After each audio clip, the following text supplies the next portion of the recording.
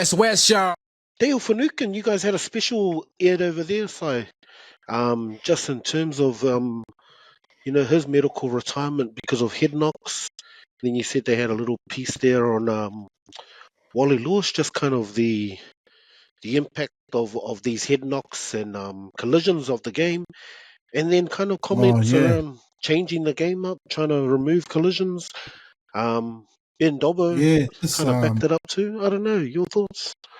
It's I don't know. This is gonna be an ongoing issue that won't go away. We've had former New South Wales and ex-Roosters captain Cordner medically retire for the same thing. And first of all, man, congratulations to Finucane. Awesome career, eh? I think he went to 5 grand finals, someone was saying, 1-3. But not only that, just one of these tough, uncompromising kind of players. And these are the kind of players that are gonna get themselves into this kind of, and I love players who are like up the guts, mongrel. But to be honest with you, man, if you want to post career, if you want to look after your health, you can't be these kind of players, eh? That like bash it up every fucking game, man, every week. Because sooner or later the studies, man, they ain't lying, man, and it's worse when you see players like Wally Lewis of his era. That's just the iceberg because he's Wally Lewis. But there are so many guys like my father-in-law. He played over 10 years in Fox Memorial level back in the 70s and 80s, and he just tells me stories of his mates of his era that are just suffering from dementia, suffering all these cruel brain injuries, and I think it's more telling from that era because safety wasn't a very high priority. And it was kind of, fucking 10, 15 swinging arms, head high tackle was a game. 70s, 80s, 90s. And someone like Fisher Harris, it's not Fisher Harris, sorry, Finucane. I think he's about like well over 10 years, eh? Like 2000. So really, when it comes to these safety precautions, we've really just only seen them in the last 5 odd years. So I think they've gone a long way to protecting the players of the now and in the future. But they're just tinkering with the game. They're tinkering at the moment with these HIA, which HIA is a good thing, but that's always gives coaches a little leeway to play with that. But like in terms of these some rules, supposed rules they're bringing up, like fucking no kickoffs. I don't know, man. What do you guys think? It's a really tough one because you want players who give up who sacrifice their bodies for the game for our enjoyment, but at the same time, like these players know the risk, eh? Like, what do you think? Is it like? Do you think it's a bit? I don't know. Do they have a point in trying to sue the game if they already know the risks before they played it, or what? I'll get you first, Stacey, because I guess union's gone a long way to try and address a lot of this, and so you've seen it kind of gone. How far union's gone with some of this stuff. So I don't know. You'll take. But it's fucked up union. The referee decisions around union with head highs and shit. That's fucking shocking. Sorry, Stacey, go ahead, bro. No, but I think like they don't have. I don't know. I think they've sort of got like an NFL. They've got these like fair catches where if you catch it, it's sort of like you don't have to run it back. You can just sort of challenged. I don't know the rules yet, but you can sort of just start from where you caught it from or something like along those lines. So they've done something similar to try to remove the kickoff returner running through and getting smashed from someone who's taking these massive run-ups. And they've had their massive issues with CTE as well. And I remember like Union and the NFL have gone down a similar path where there's all these court cases being lodged against those sports And I think that with the NFL, one of the things that the judge asked the NFL was, what did you do to make the game safer and to protect the players? And I think that's where all these new rules are coming from. So when the NRL gets their lawsuits, which they will, because there's a whole heap of players who are So having all these these CTE guys issues. like Wally Lewis and that. Yeah.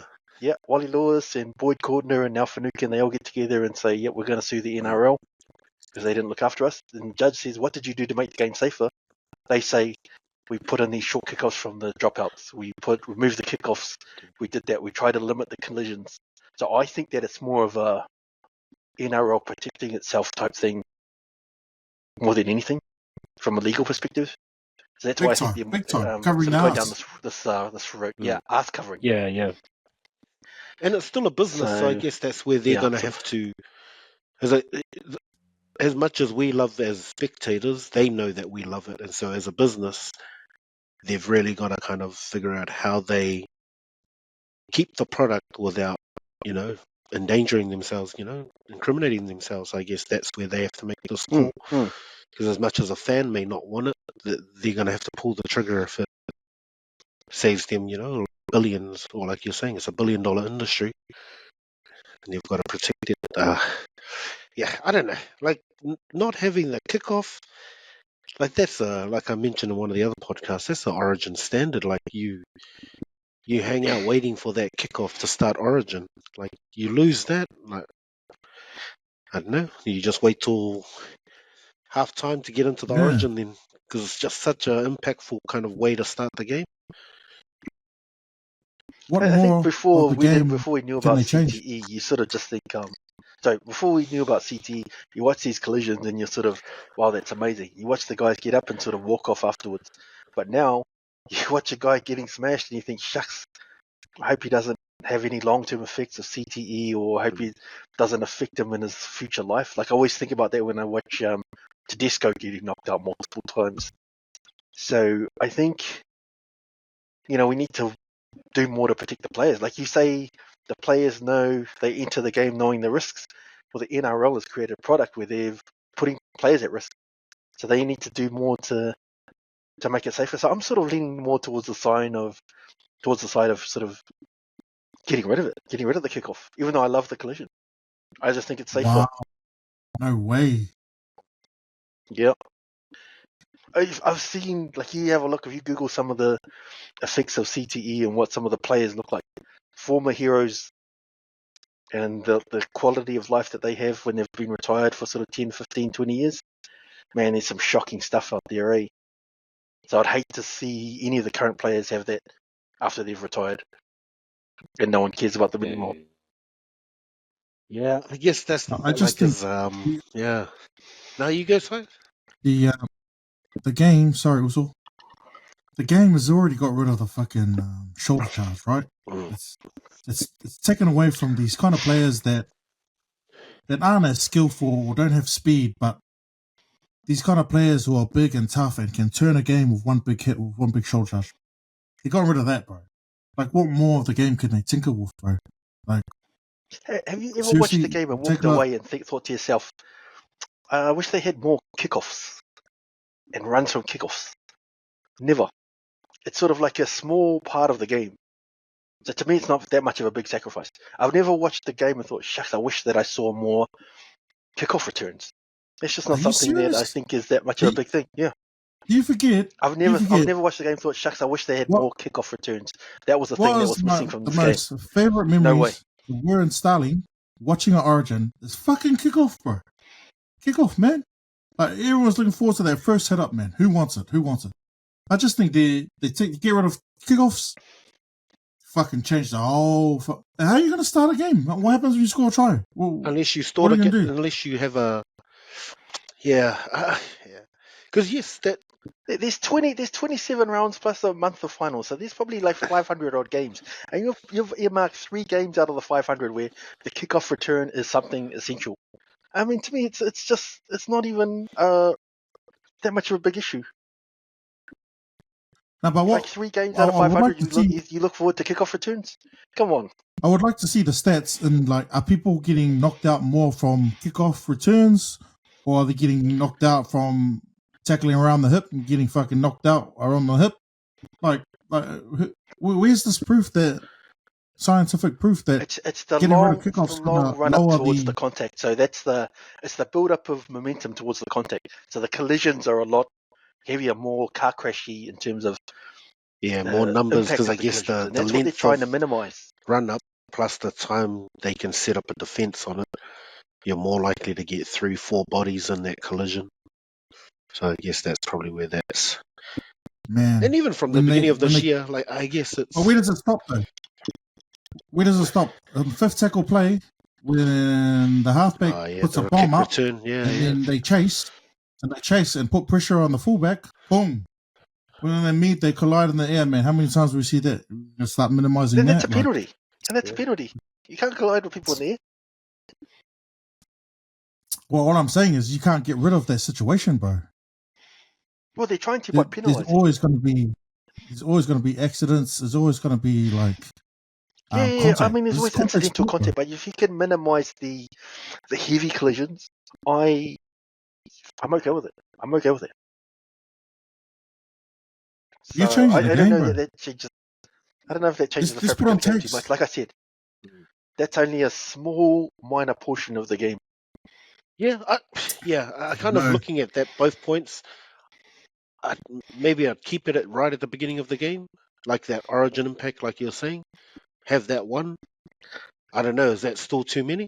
Like you're saying, if we keep that, even if we keep it for origin, just for those 3 examples Si likes to have, is that too many now? If anything, the first kickoff is the most dangerous, isn't it? Because they're all fresh. Yeah.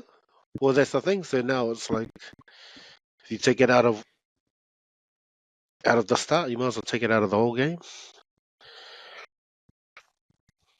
How do you restart the game then? Kick. Step and go. I don't know. I'm okay with them. I'm okay with them. And then I'm when okay you with them get at to least the looking at thing, it. you gotta wait till we get there. Once we're on the 10, then you can run. I don't know. Maybe it has to be like kicker. Yeah. Who knows?